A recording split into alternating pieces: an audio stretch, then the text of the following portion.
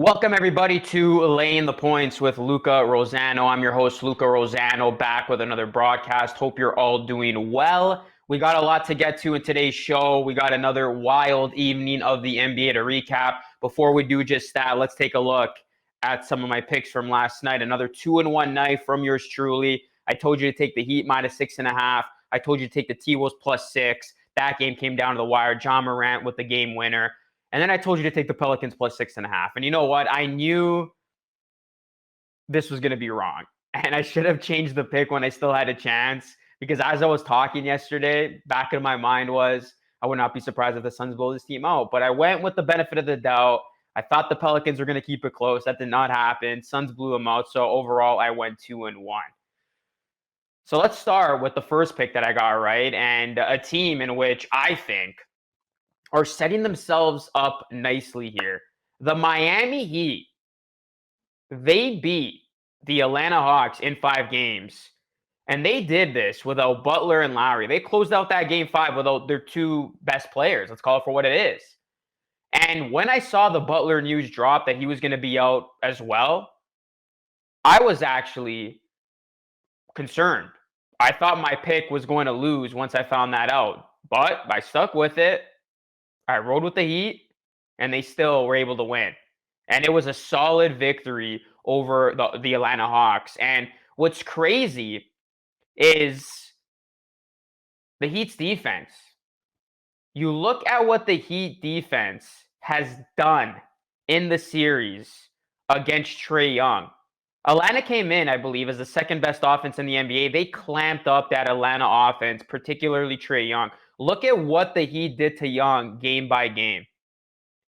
First game, holding Trae Young to 8 points on 1 of 12 shooting. Second game, Trae Young had 25 points, but only from 2 of 10 from 3. Very uncharacteristic. Game 3 had 24 on 6 of 14 from the field. And then his last 2 games, abysmal. 9 points on 3 of 11, and then 11 points on 2 of 12. We're talking about Trae Young. We're talking about an instant bucket. We're talking about a guy that can literally shoot these threes in his sleep. He struggled, and the Jimmy Butler gift says it all. I mean, Miami's feeling good right now. The fans, the players. I know Atlanta came in as the 8th seed, and as a 1 seed, you are supposed to look dominant. But the way the Heat beat the Hawks, the way they kind of just dismissed this Hawks team that did come in with a ton of momentum, it's impressive. It really is. I thought the series was going to go to 7. I thought Atlanta was going to look a lot better in this series. And despite the injuries, Miami has proven to be that best team, one of the best teams all season at overcoming adversity and playing through it all. So now my question is, are the Heat the team to beat in the East?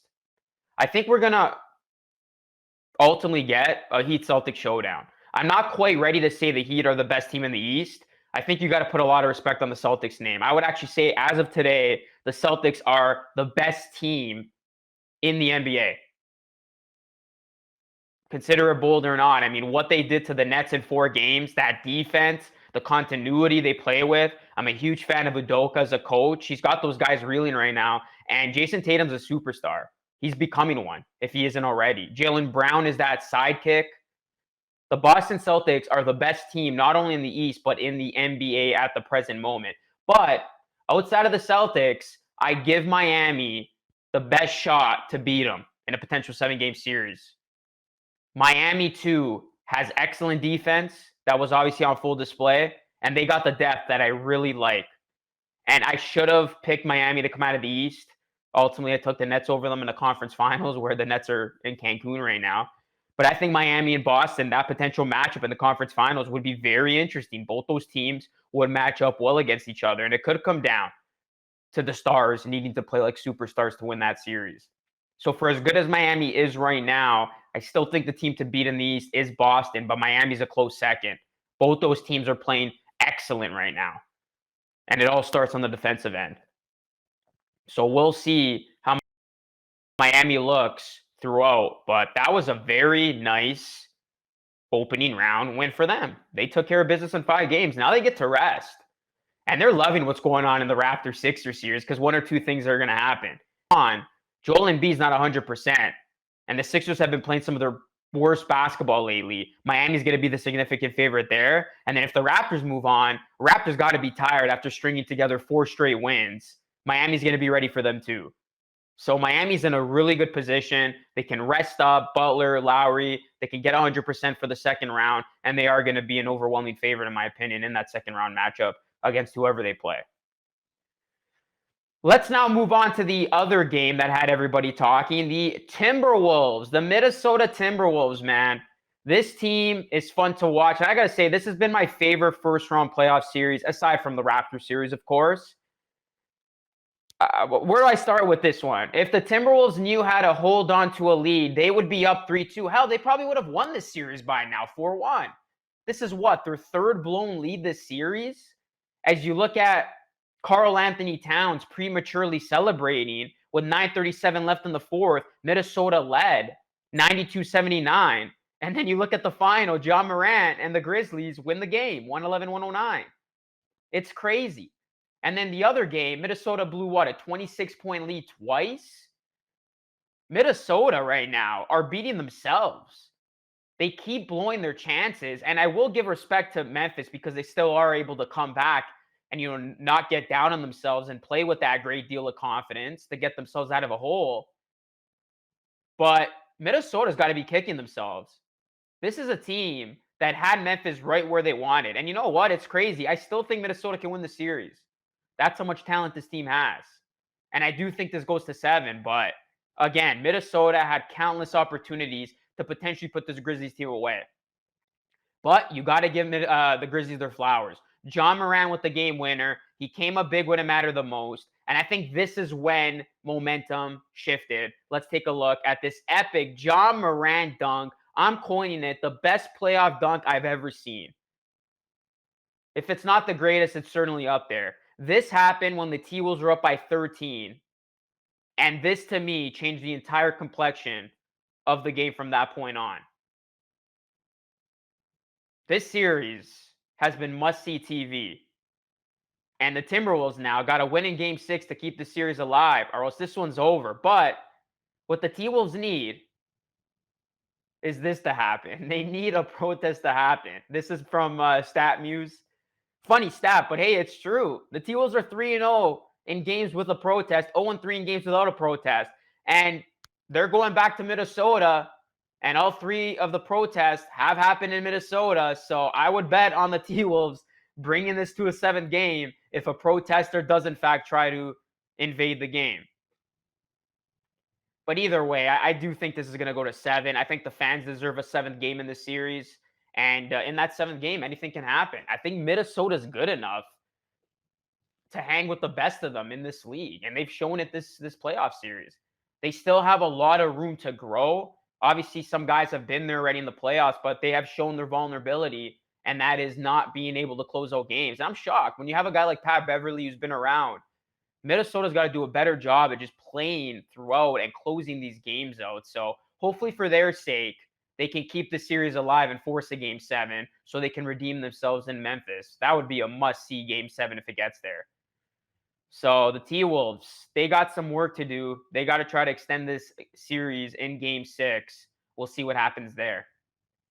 The next thing I want to talk about, we're actually going to go away from the NBA. We're going to get to my NBA picks a little bit later on. But I want to talk about the excellence that is going on right now in Toronto sports. Toronto sports, folks, are at an all-time high. And just take last night, for example. Happening almost simultaneously was the Blue Jays.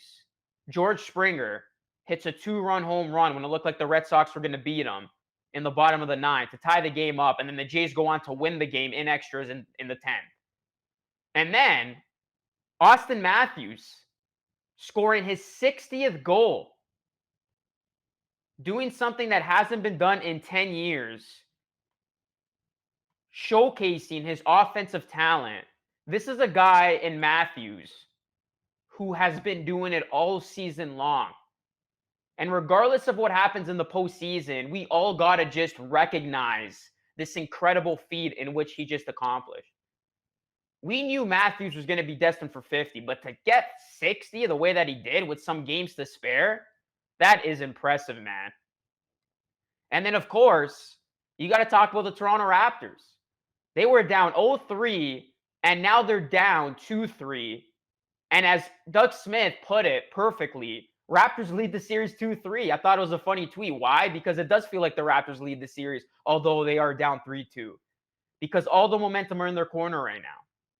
And this is a team that is 2 wins away from making NBA history, something that has never been done in the 75-year history of the National Basketball Association. If the Raptors pull this off, man, again, you're going to need a championship parade celebration between rounds 1 and 2 because no other team has done that. That is crazy that the Raptors have a chance at that. And who the hell would have thought they would have a chance at that, down 0-3? So between the Raptors trying to make history, the Maple Leafs got a top prize, the best player in the league in Austin Matthews putting up 60 goals. You got the Blue Jays doing what they're doing. The hype certainly feels real, like it did the last time they won the World Series in 93.